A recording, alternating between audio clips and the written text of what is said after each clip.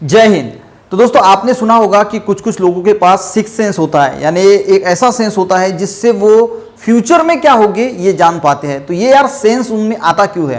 तो देखिए दुनिया में दो प्रकार के इंसान हैं। एक होता है लेजी इंसान, यानी बहुत ऐश आराम में जीता है, रात भर सोता है, दिन भर भी सोता है। और दूसरा होता है बहुत एक्टिव इंसान, जो रात को भी जागता है और दिन को भी जागता है। जागता इसलिए है कि काम करता है।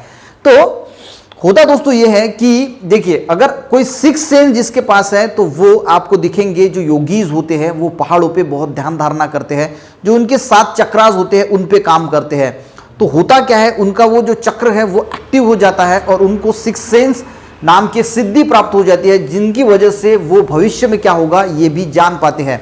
तो कहने का मीनिंग देखिए, और जो लोग बहुत लेजी होते हैं वो कभी कभी अपने जो 5 सेंस होते हैं, उनके पास जो हमारे पास 5th सेंस होते हैं, वो भी उनके बराबर जो है वो काम नहीं करते। तो यहां पे गौर करने वाली एक बात है कि देखिए अगर आप दोस्तों एक्टिवली अगर कोई काम करेंगे तो आपके पास जो चीज नहीं है वो भी आने लगेगी, यानी सिक्स सेंस आपका इनएक्टिव होता है तो वो भी एक्टिव होगा। और अगर आप लेजीनेस करते हैं यानी ऐदीपना करते हैं तो जो चीज आपके पास है वो भी अच्छी तरीके से काम नहीं करेगी और कुछ दिनों के बाद जो है वो काम करना ही बंद करेगी। बहुत ज्यादा अगर आप पढ़ाई करते हैं, दिन रात मेहनत से पढ़ाई करते हैं, तो आप अपने दिमाग का यूज करते हैं। तो दिमाग का जितना ज्यादा यूज आप करेंगे दोस्तों, उतना दिमाग आपका शार्प बनेगा, उतनी चीजें जो है वो आप जल्दी से जो है वो समझ पाओगे। यानी आपका जो ब्रेन है वो अच्छी तरीके से एक्टिव बनेगा जितनी ज्यादा आप ज्यादा पढ़ाई करोगे।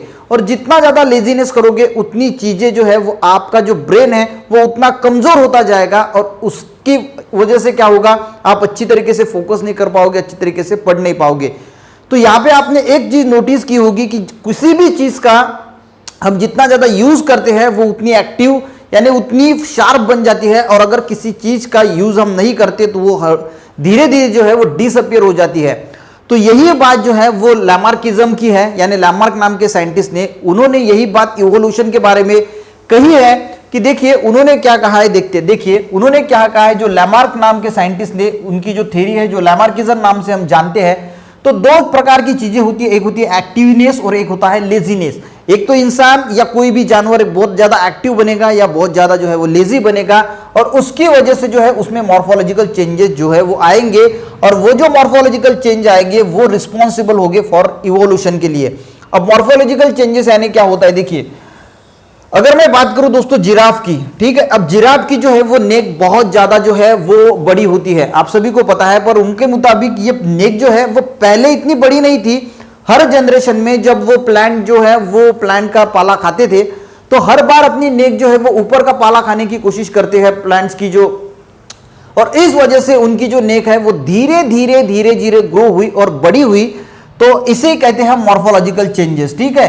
तो एक्टिव थे वो, बहुत ज्यादा जो है वो जिराफ एक्टिव थे, और एक्टिवनेस की वजह से वो हर बार ट्राई करते थे कि ऊपर का जो है वो झाड़ का पाला वो खा सके, और हर बार ऐसे करते करते उनकी नेक जो है वो बड़ी हो गई, और इसी के साथ जो है वो एक चेंज आ गया उनके नेक में, और नेक हर बार बड़ी हो गई। आयरन स्मिथ की अगर बात करूं तो उनके शोल्डर जो है वो बहुत ज्यादा परफेक्ट होते हैं। आयरन स्मिथ यानी जो लोहे पे कंटिन्यू हथौड़ा मारता है, आपने सुना होगा, तो उसके शोल्डर को बहुत ज्यादा काम मिलता है, ये बहुत ज्यादा एक्टिव होता है, तो उसके जो शोल्डर्स होते हैं वो बहुत ज्यादा स्ट्रांग बनते हैं। जो लोग जिम जाते हैं, जो लोग जिम में वर्कआउट करते हैं, तो उनकी बॉडी जो है वो बहुत ज्यादा स्ट्रांग बनती है, और जो घर पे सोते रहते हैं उनकी ढेरी जो है वो निकल के आती है तो वो स्ट्रांग नहीं होती, ठीक है।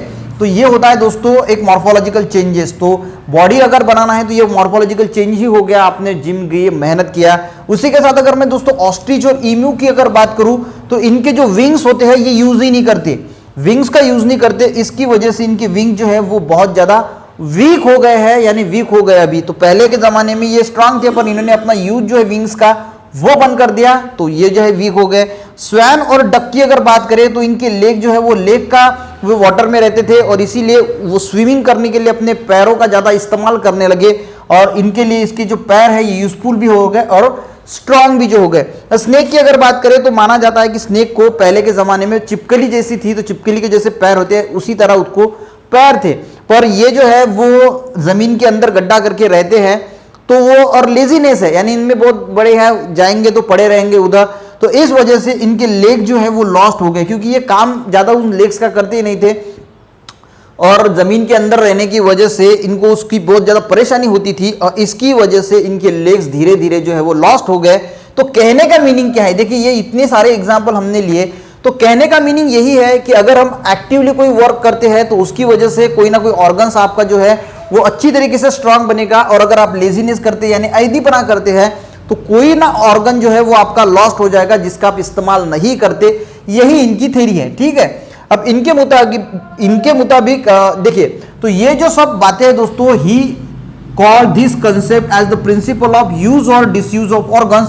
तो इस कंसेप्ट को इन्होंने क्या कहा, यूज और डिसयूज ऑफ ऑर्गन्स, यानी ऑर्गन्स का हम यूज करते हैं या फिर डिसयूज करते हैं, तो जिस ऑर्गन्स का हम यूज करते हैं वो स्ट्रांग बनेंगे और जिसका डिसयूज करते हैं वो धीरे धीरे जो है वो स्ट्रांग नहीं बनेंगे और खत्म हो गए। अगर आप हार्ट की कार्डियोवास्कुलर एक्सरसाइज करते हैं जो हार्ट के लिए होती है तो आपका हार्ट स्ट्रांग बनेगा, हार्ट अटैक आने के चांसेस कम हो जाएंगे। और अगर आप यार कोई ऐसी एक्सरसाइज ही नहीं करेंगे कार्डियोवास्कुलर, इसको अगर कोई एक्सरसाइज नहीं मिलेगी तो धीरे धीरे ये यानी हम क्या कहेंगे उसको कि बहुत खोखला हो जाएगा, कभी भी आपको जो है वो हार्ट अटैक आ सकता है।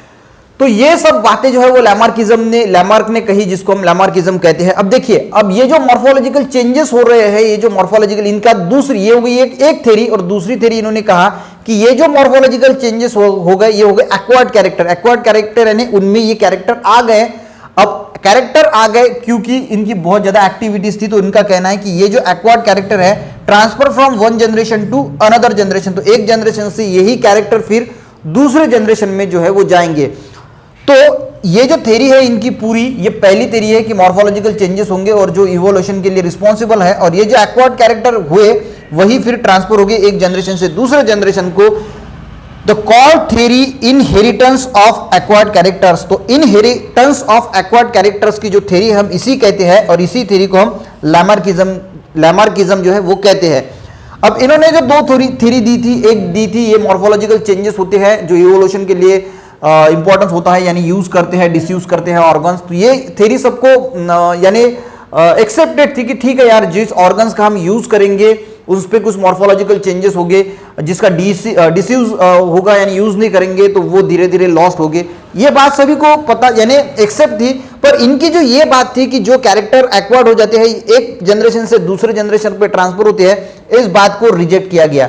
अब रिजेक्ट इसलिए किया गया कि देखिए, अगर किसी आदमी ने जिम जाके बहुत ज्यादा अच्छी बॉडी बनाई तो ये कैरेक्टर उसमें आ गया है, उसकी बहुत अच्छी बॉडी हो गई, पर उसके जो बच्चे हो गए तो ये तो यार पॉसिबल नहीं है ना कि उनके बच्चों में भी अच्छी बॉडी जो है वो होगी, नहीं, ऐसा नहीं हो सकता। तो बहुत सारे जो है वो इसको रिजेक्ट इसीलिए किया गया कि it has been verified many times, तो बहुत बार जो है वो वेरीफाइड किया गया that the modification brought in us are not transfer to next generation, और इसीलिए इसकी थ्योरी जो है वो डिसअप्रूव की गई, क्योंकि एक जनरेशन से जो एक्वायर्ड कैरेक्टर है वो दूसरे जनरेशन पे ट्रांसफर नहीं होते। अब मान के चलो दोस्तों कि इन्होंने एक एक्सपेरिमेंट किया, दो चूहे लिए, एक फीमेल और मेल, और दोनों की पूंछें जो है वो काट दी, तो इनमें एक मॉडिफिकेशन हो गया, पर उनकी जो संतान हुई, दूसरा चूहा जो हुआ उसकी अच्छी खासी पूंछ जो थी वो निकल आई थी। तो यही ये प्रूफ करता है कि जो एक्वायर्ड कैरेक्टर मदर और पेरेंट्स में है तो वो नेक्स्ट जनरेशन में जनरली ट्रांसफर नहीं होते, और इसी वजह से इनकी थ्योरी जो है वो रिजेक्ट की गई।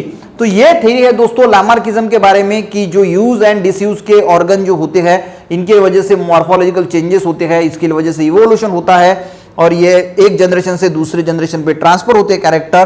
तो यही थ्योरी जो है वो लैमार्किज्म की है। तो मिलता है दोस्तों नेक्स्ट वीडियो में, तब तक के लिए जय हिंद।